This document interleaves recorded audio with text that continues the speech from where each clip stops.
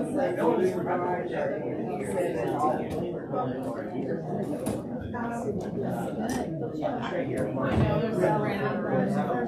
coming.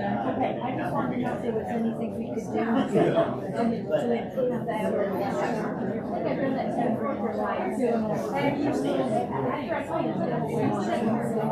But you know, it gives you enough time to get in the house and your and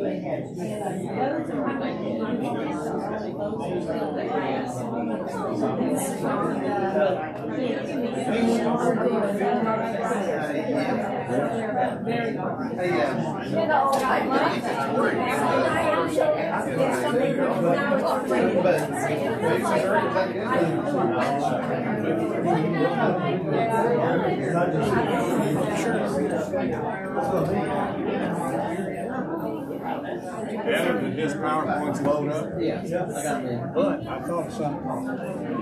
He doesn't know the code. So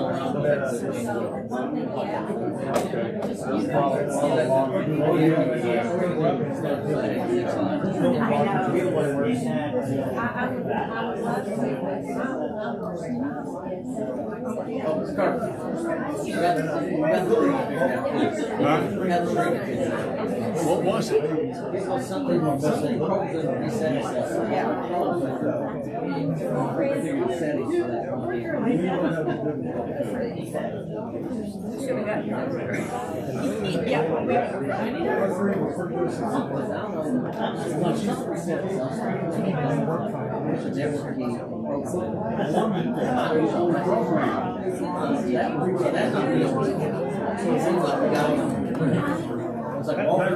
That blows my mind.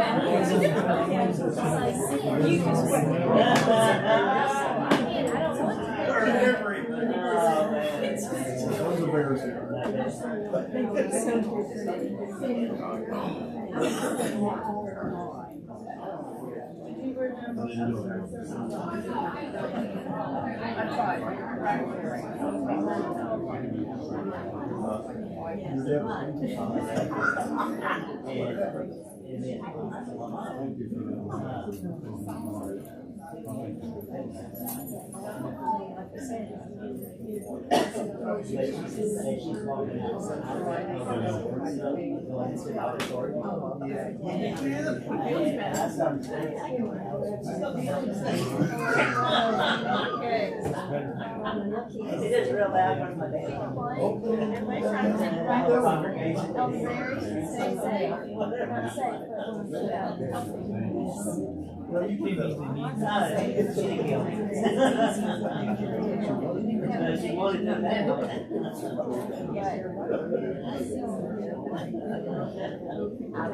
That's funny.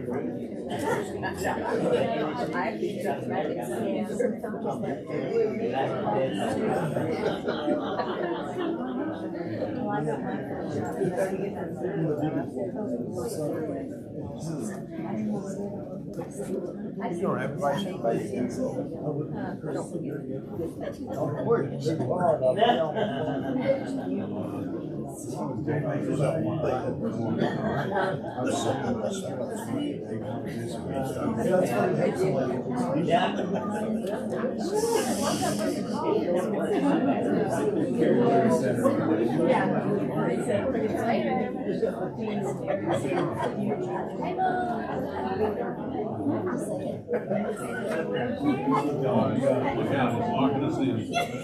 what you do for me. Hey, Mom.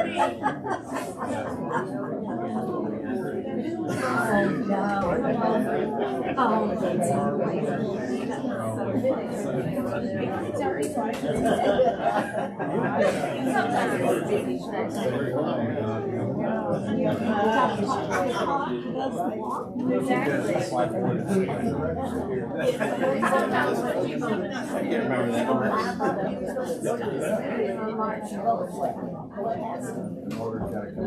morning. It's time for us to begin. I know we got a good crowd because I know you thought Brian was teaching this morning. The trick is on you. We swapped. My plans got delayed a week, so Brian will be teaching next Sunday on the second half of Lesson 11. So we're in Lesson 11 for today and next Sunday. And then Sunday after that is the end. It's a review. So if you want to prepare for the review by just going through the whole book, and I'll be reviewing all the odd lessons with you, and then I'll let the Wednesday night class. We'll let. Are you going to do a review? You said at the end. Yeah, actually, that last lesson is kind of like it. Okay. So last Wednesday and last Sunday of the class will be a review, and we've talked about a lot of stuff, so there's a lot to review, and hopefully you'll be able to take something from this class and be able to apply it in the future when maybe you're studying with somebody or talking to somebody about either evolutionists or atheists. Talk about not only the scriptures, but also the glory of God and His revelation through our nature and through life and all His creation, which is really what the point of this class was. Before we begin, let us start with a word of prayer. Heavenly Father, we come to you this morning, thankful hearts for this opportunity we have to be able to come worship you in freedom and be able to study your word. Pray as we study the revelation and your creation and all that we have around us, with not only with us as humans, but the plant life and the animal kingdom and all the nature that we have, that we look and we always appreciate your all power that you have. Be able to help others to realize the power that you have in your creation. Pray that you be with this church here, that we may always strive to do things by your authority and be able to teach others and bring more to your fold. It's in Christ's name we pray. Amen. Amen. This lesson is called the biological marvels, which there's a lot of them. There's really, I would say, an infinite number of marvels that we could go off of. And the book went off a few of them, and we'll talk about the ones that the book did, and I put a couple more in there that I thought would be interesting also. First of all, we have the plant kingdom is the first half of this lesson, and the author talks about roots, some pine trees, this sorghum, which is a type of grass, a grain, with the relationship it has with the bacteria, and then the yucca plant, along with the yucca moth. And then some miscellaneous facts that we'll talk about that I had a list of that you may have heard of a lot of those before, but we'll look at them. And then next week with Brian, we'll be looking at some sea creatures and birds, and of course, the cattle, creeping things and beasts in the field, like the scriptures. Kurt, are you here next week? Yes, Rose. Kurt? Yes. Good. Are you here?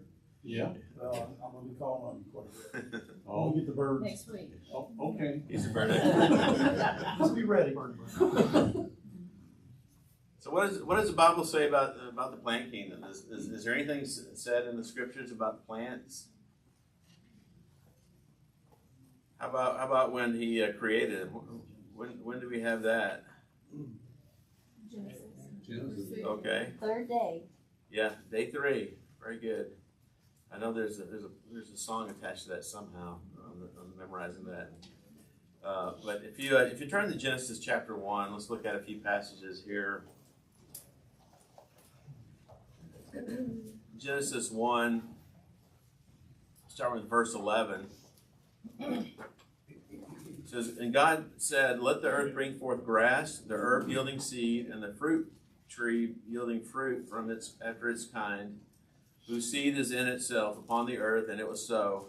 And the earth brought forth grass, and earth it was good, and the evening and the morning were the third day. So what do you see from this passage here about the creation of these things, the grass, fruit, the trees? What kind of stands out there? It first appears that they were, I mean, to me, they were developed full grown. Okay. But with seeds too, that could do, you know, fish with. Right. And it was all after their kind. Okay, right. So there was a purpose to that seed, right? It was so that the plants would be able to bear more of its own kind afterwards, and be able to continue to replenish for our benefit, of course. And what does he say that this is for? What are plants for? Why do we even have plants here? Source of food. Okay, it's a source of food. Helps the earth too. Okay, Oxygen. and oxygen, Shade. shade. Okay. And I got a list here we'll look at here in a minute, and goes all the things you're talking about. Let's also look down to verse 29 and 30. And you see part of the reasons of why he developed this. It says, "And God, behold, I have given you every herb bearing seed which is upon the face of the earth, and every tree which is the fruit of a tree yielding seed, to you it shall be for meat.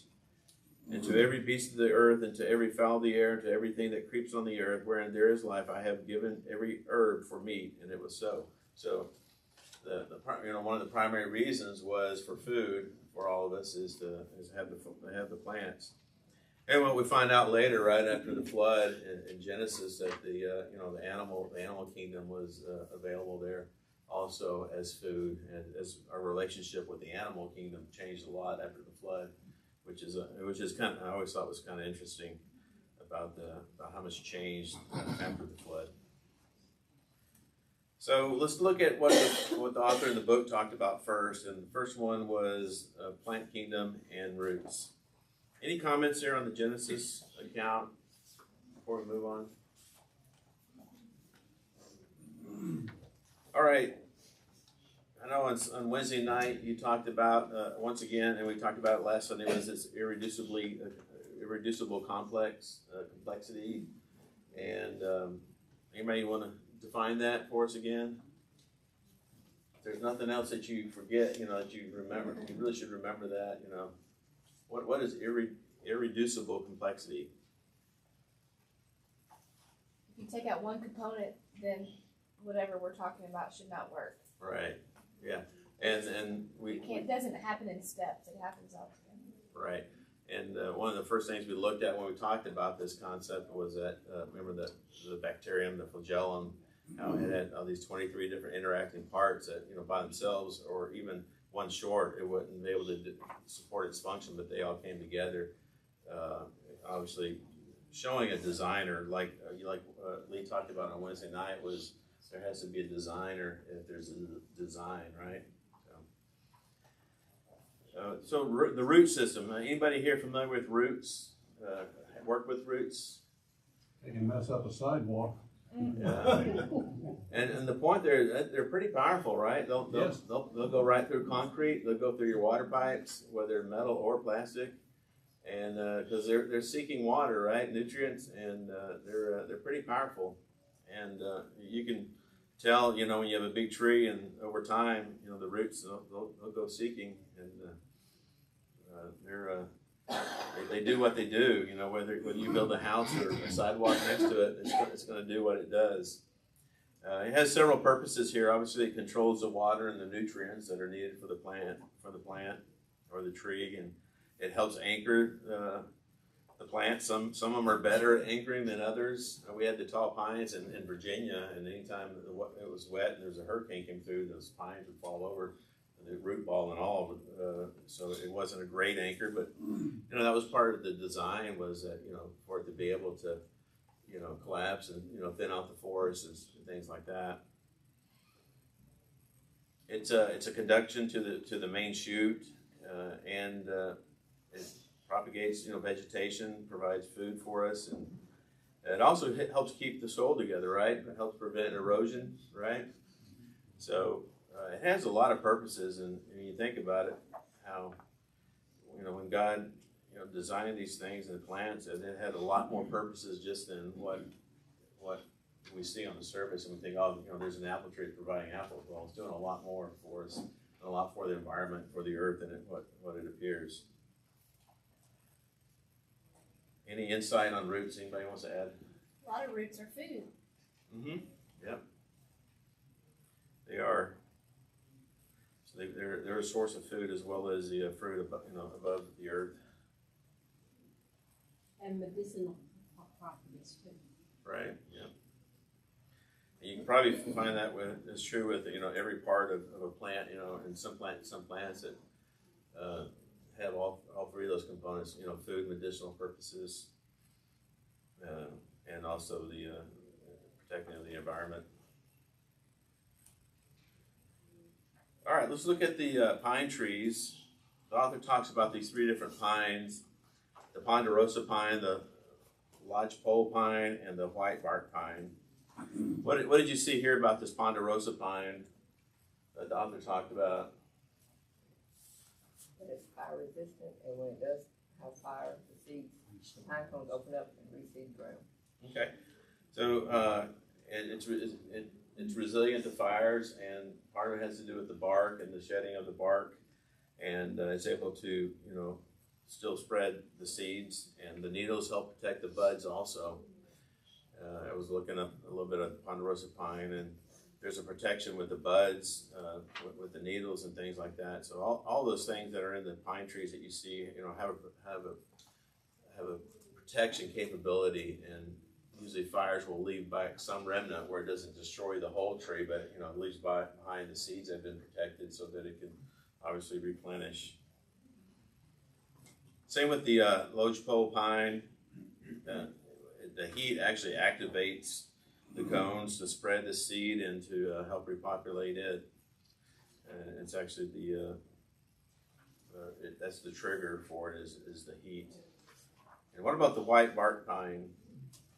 Anybody find anything interesting about that?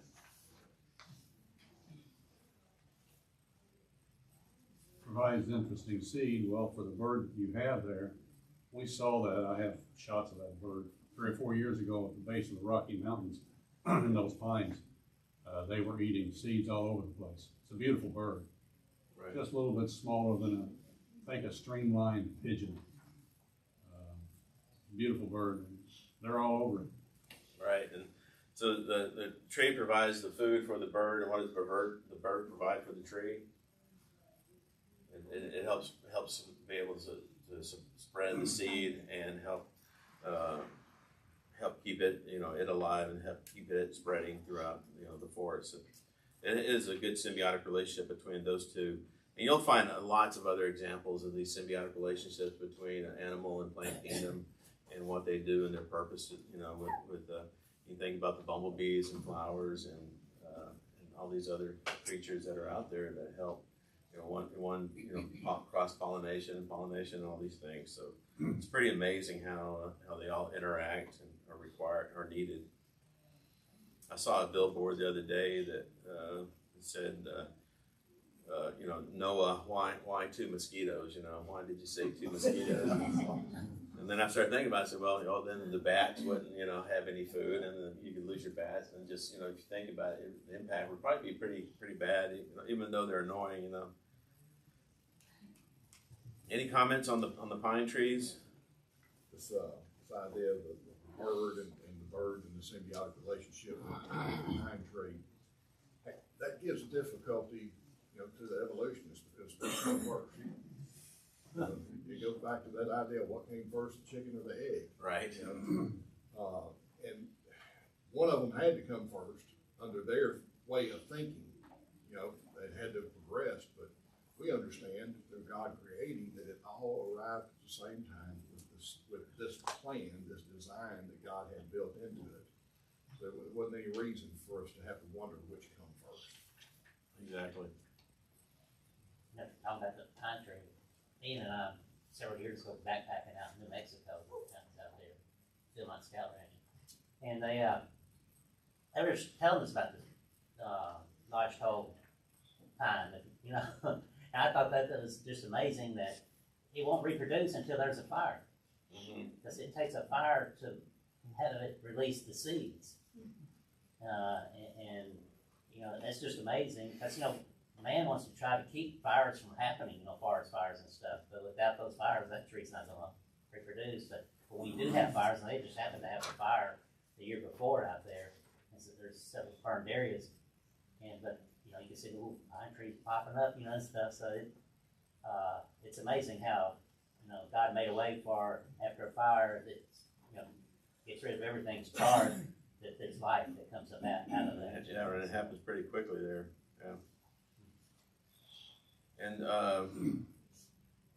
the same thing, you know, goes with the animal kingdom. You'll talk about some of that stuff next week, but it's just amazing. Yeah, all these things, you start looking into them, how many different things are similar to this.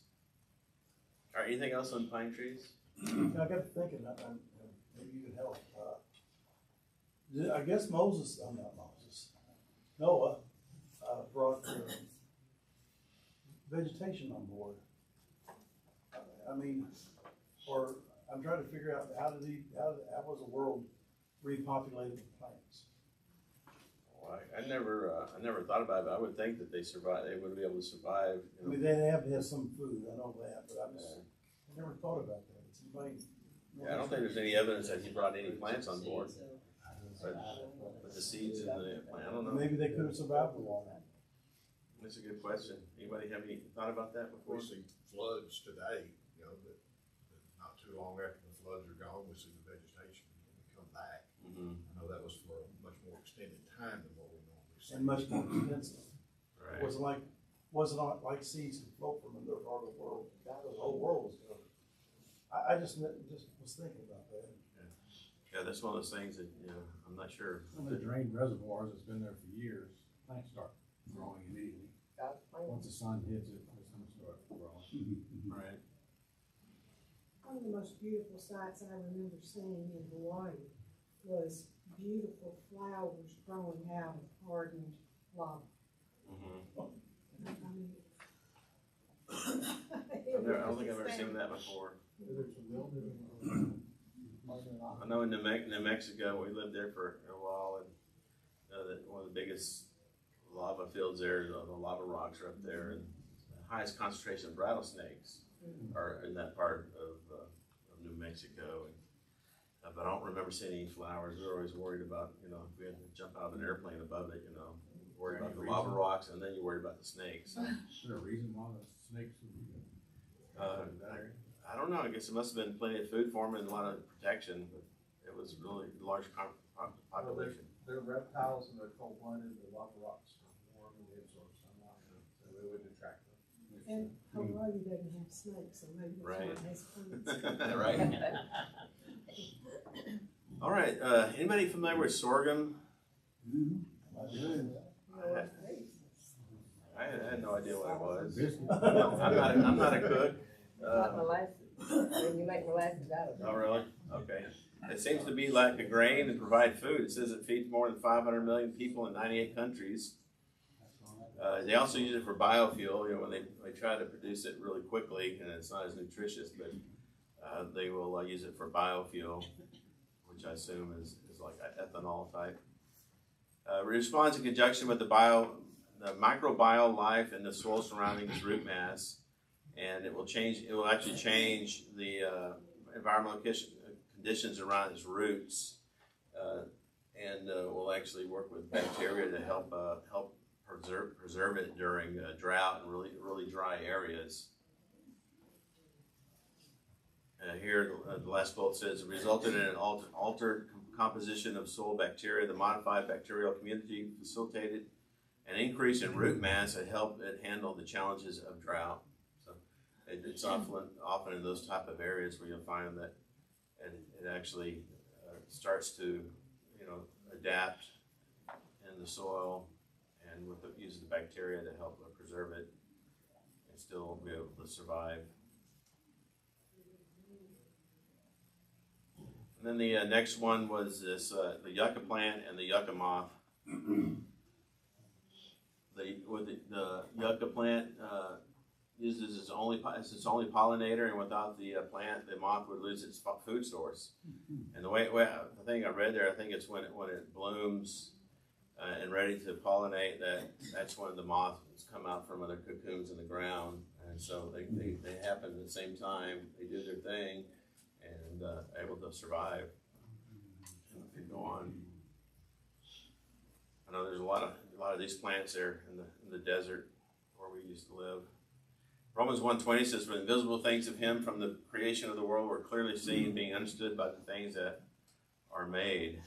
We know that there's a lot of things going on that we don't see or kind of invisible to us in everyday life, but that are going on in the plant animal kingdom, which is pretty amazing.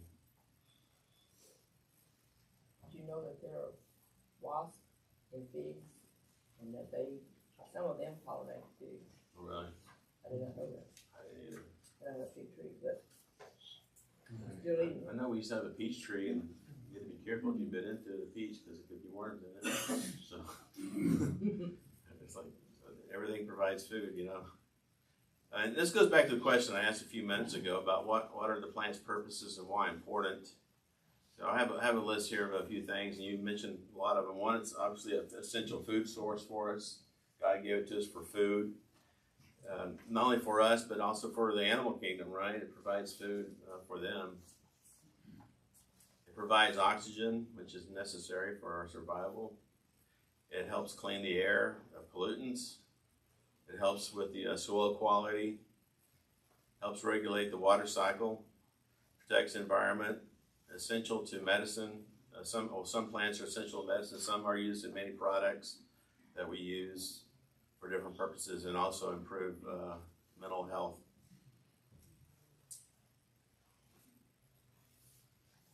Any questions or additions to that list? Do you think of any other? It's a home for a lot of animals. Yeah, provides shelter. Yeah, Provides homes for us. Yeah. Right. We get our paper and a lot of products, right? And you think about plants. Clothing too, right? You have cotton. There's an interesting show on PBS called Woodpeckers, a whole story.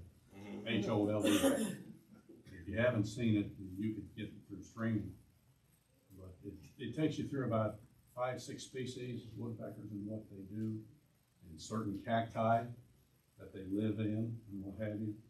You'd find it interesting how they help plants. They, I'm not sure, how smart are they? Because when we lived in Virginia, they would come and tap on my metal siding. They're marking territory. Yeah. They weren't. They make a lot. They wake us up in the morning, tap on the side of the house. Mm-hmm. So we have some do it. And our pine tree in the backyard had holes all around it, all the way up. Okay. Yeah. Beat your head against a block of wood all day.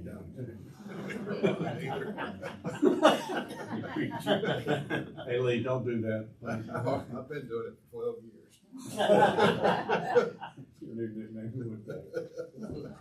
One of the other processes that I thought was interesting that he didn't bring up was photosynthesis. Are you familiar with this process? One of the things I used to always wonder about is, when you're mowing a yard over and over and over again, all that bulk coming out of there, how come the ground doesn't go down, because you're taking all that mass away. Well, where does that mass come from? From your grass and your plants. It comes from the air. That is all that mass is coming from the air. It's grabbing the carbon and the oxygen and hydrogen and all that, and it is taking all that from the air. It's not all coming from the ground. Here's a picture of kind of the process. Obviously, with the plant, you have the sunlight and carbon dioxide going to the plant. It also uses water and nutrients from the ground, but it has a byproduct of oxygen and sugar, carbohydrates that will come out used. Some of it will store for fuel for itself, and some for other purposes. And so the definition here is a process by which green plants use sunlight to synthesize food from carbon dioxide and water. It involves a green pigment, chlorophyll, and generates oxygen as a byproduct. And here's what I was talking about, this biomass. Mass of the plants is primarily carbon. The carbon comes from carbon dioxide used during photosynthesis. That's why it's good to talk to your plants. You're producing something. Yeah. Keep on breathing. And that was that last, That's why they. and that was that last bullet. It's good for mental health, because for some people, talking to their plants is good for I have them. no one. Yeah, right. After you do that, you go hug a tree, right? Right, yeah. That's good for you too. Deuteronomy 33, 13, 14 kind of alludes to this photosynthesis process. It says, of Joseph, he said, blessed of the Lord be his land, for the precious things of heaven, for the dew and for the deep that couches beneath, and for the precious fruits brought forth by the sun, and the precious things brought forth by the moon. So we know about the sun and the photosynthesis. What about by the moon? What do you think he's talking about there? Certain plants only bloom at night. Right, yeah. The moon actually has a lot, and the darkness has a lot to do with the plant's growth. It's not just during the daytime, but some of them really thrive at night, and some of them respond to the moon and to the darkness and these things, the way they were designed. So there's a lot of interesting things there.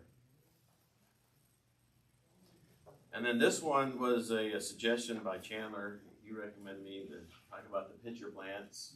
I was going to talk about the what's it called? The Venus flytrap. Yeah, I was going to talk about the Venus flytrap. He said, "Well, why don't you mention these?" There are plants that are carnivorous. They eat meat and eat protein rather than. This is a classification of plants. They're called the pitcher plants that you kind of use to trap. You have these flying or crawling insects that go up and land on. There's some kind of aroma there, and they land on them, and then it's very slippery, and they'll slide into it. And there's a liquid at the bottom, and it will trap them, and then it will slowly digest them over time.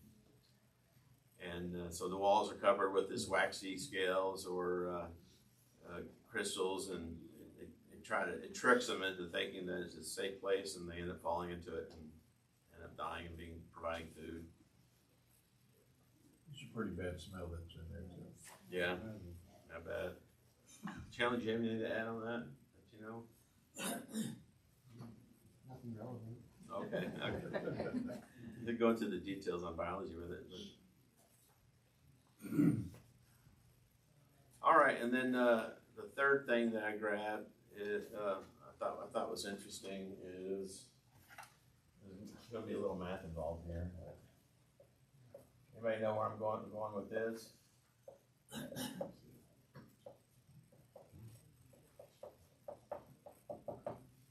Fibonacci. Yeah, exactly. Fibonacci sequences, Fibonacci series, right? Who knows what Fibonacci is? Terry does. Basically, you add the two numbers before it to get the third number. Right, yeah. So you got 0, 1, you add the 1 and 1, you get 2, 1 and 2, 3, 2 and 3, 5. And that goes on and on. It's called the Fibonacci series. A guy named Leonardo, his real name wasn't Fibonacci, I can't remember his real name, but he's the one that had discovered this, but you'll see that this Fibonacci sequence occurs in plants a lot. You look at leaves, they can be viewed in their stems as well as their veins. In pine cones, the seed pod, the pine cone, you'll see there's an arrangement with a spiral pattern that have to do with the Fibonacci series. Flower petals, most flowers, when they have all the petals, will be either like 3, 5, 8, 13 petals to them. And same with the seed heads, like especially with the sunflower. And some of them go as high as 144 in this sequence. They see this, and also with the trees, the growth of the trunk, and then it spirals outward as the tree gets larger and taller. Here's some pictures of some examples of the things that show the result of the Fibonacci sequence. And then we had the sunflower too, which just goes counterclockwise and clockwise if you want to get more into it, yeah, it's pretty amazing. You go into it and look at that with this discovery, the organization, and how plants are, how it's organized. Somebody have a comment? Somebody say? I'd just like to see a goldfinch on that. Yeah. Carrie, this again gets back to these botanists. They know this. I mean, they discovered this, and they'll use this to predict, other plants, maybe make new hybrids, and this unbelievable design. I mean, they depend on it in doing the work they do, but yet they still will not recognize there's a designer. It's just a dichotomy I can't manage. Terry was just sharing with me too that not just in flowers and stuff, but also with shells in the ocean, kind of the same, and the universe is in that sequence. That's amazing. Right, Where yeah. it spirals out. Here's a few miscellaneous plant facts. When some plants are eaten by caterpillars, they send chemical signals to parasite wasps who swarm and attack the caterpillars. So that's their SOS? Is that more story? Apparently. That's what happens, yeah. The heaviest tree in the world, aspen trees aren't trees when you think about it. They're more like sprouting plants. They all have one root system. Anybody from Colorado knows about the aspens. They're more like a weed that, kind of just spreads. But, according to this, the heaviest single organism is this quaking aspen. I forget how much it weighs, but it's, hundreds of thousands of tons, it just spreads out. But it's just one big organism, but it looks like all these aspen trees sprouting up. Mustard and wasabi aren't spicy until they're crushed, which I didn't know. And mixes two components when you crush it. The herb is from leaves and the spice is from seeds. Everybody that cooks know that? Cindy said she knew it, I didn't know it. And 80% of the Earth's original forests have been cleared or destroyed. I did not verify if that was true, and I forget what website that was, so take it for what it's worth. I don't know. Well, and that tells you how God has redundancy planned in, because we still have the same amount, for the most part, of carbon dioxide. You think with 80% gone, or rather oxygen, excuse me, then there wouldn't be enough oxygen. Yeah, because with the population continue to grow, I think since 1950, I think we've tripled in the population. I don't know, there's something like 8 billion people now, but yeah, you're right. It's still we're still available. We're not all short of oxygen, so it's still provided for us. Any comment? Anybody else have any good plant trivia? Anything they see? If we didn't have the birds or the butterflies pollinating, we would be a mess. And the bees. Them too, all of them. Yeah. We'd be awful. Right. It's that symbiotic relationship you have to have, or it's not gonna. And it all works together. Mm-hmm. Interesting too, in the creation of plants and stuff came first, and then the animals came after. So the food source was already here before you provided the animals. Right. Here's some miscellaneous facts I wanted to finish up the last 7 minutes here. And somebody turn to Job 26 and verse 7, and somebody turn to Isaiah 40:22. I just wanted to work some of these into the class. They really don't have anything to do with the plant kingdom or marvels. Just a list of some things I wanted to talk about. What book? What chapter? Job 26 verse 7. He stretcheth out the north over the empty place and hangeth the earth on nothing. Okay, so these two things, there's a void up on the north of stars that are from the naked eye that you can't see any stars, and this wasn't discovered till the 19th century. And yet we find, obviously written well before that in the scriptures. Same with the, the earth being held by invisible forces. It's not sitting on something, which I forget who discovered that in 1650, but that same passage talks about that. Isaac Newton? Gravity? What's that? Was it gravity? Well, I don't know if that was what they're referring to there, but Okay. it being held, but it might be so. Also, the fact that the Earth is round, there are a lot of people didn't really know, well, way back, the Earth was flat or what. That was a general consensus, but here in Isaiah 40:22, so we don't read that. It is he who sits above the circle of the earth, and its inhabitants are like grasshoppers, who stretches out the heavens like a curtain and spreads them like a tent to dwell in. Okay. And this word here, round, is more referring to like a globe or a ball, some type, a sphere type shape. Yeah. Well, wasn't it just a few centuries before this date here, Carrie, at 1650, that the theorists believed the Earth was flat? Not long before this. Right. Yeah. People still believe that today. Yeah. It's reemerging. Yeah. Yeah. I don't understand it. So mythology is wrong, and there's no Atlas out there. No, I don't know.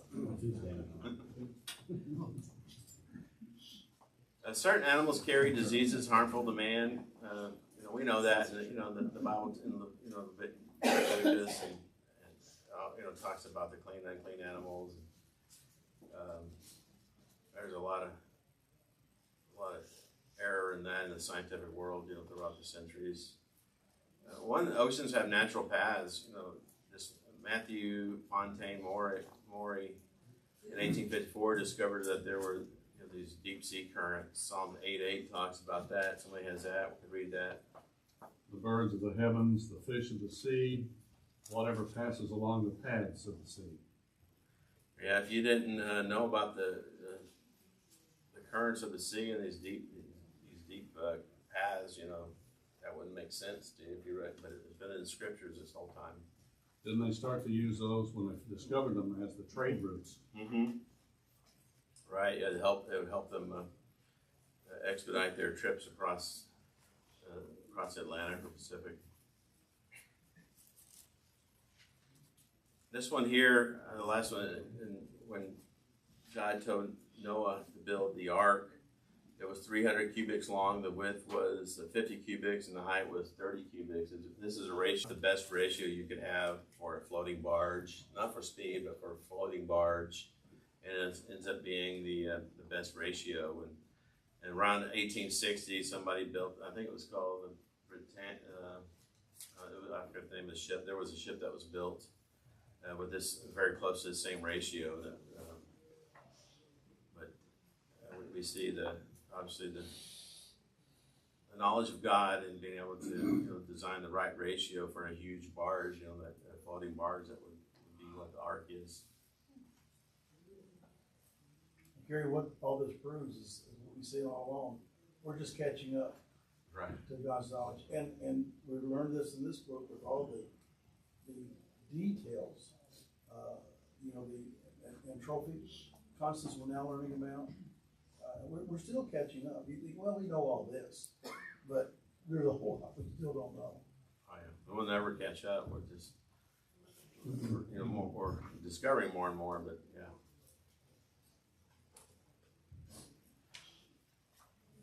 The ocean contains freshwater springs, discovered in 1920. Job 38:6 talks about that.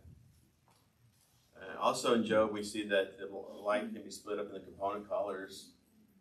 We kind of see that, right, with the rainbow. When the rainbow came out after the flood, that we see the components of the color of white light can be broken up into different color components. And also that plants use sunlight to manufacture food that we talk about. Let's look at Job 8:16. Somebody can read that, and then also somebody turn to Ecclesiastes 1:7. Let's look at these last two.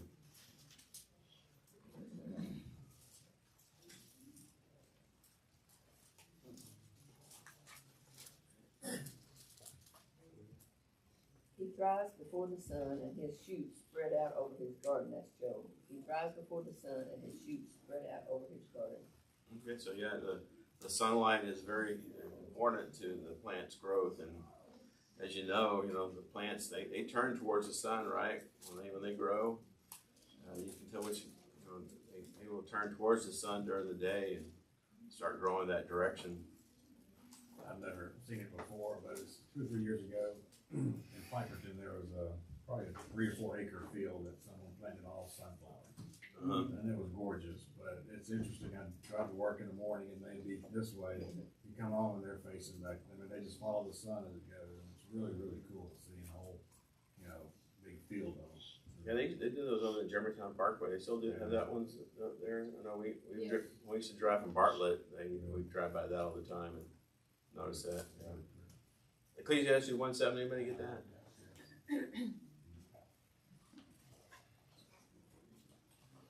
All streams flow into the sea, yet the sea is never full. To the places streams come from, there they return. So you get the water cycle here, right? You got there's moisture in the air. There's moisture, in the seas and the rivers, and we have a complete cycle there with evaporation and rain and all that. And it's a complete water cycle that is provided for us too in the design, right? Otherwise, we'd never have rain. Or the rain would run out, or would be flooded, or whatever. It's a perfect cycle that works hand in hand to provide for what we need. So that's it. And in this case here, this is Solomon. At least I think it is. And he's either given this from God, or he's kind of figured it out himself. But he doesn't know all the details of evaporation and so on. Or maybe he did. Sometimes we discredit how wise they might have been, just we don't have a record of it. Yeah, it could be observation and realizing, how, same thing that we're saying here, that God provided a plan and that He provided for it. They built those aqueducts. I mean, they had to be some knowledge and wisdom over there. Mm-hmm. All right, well, next week we'll do part 2 on the animal kingdom with Brian. Brian, do you have anything for them before? Just Kurt. Kurt, He's been duly notified. All right, thank you for your participation.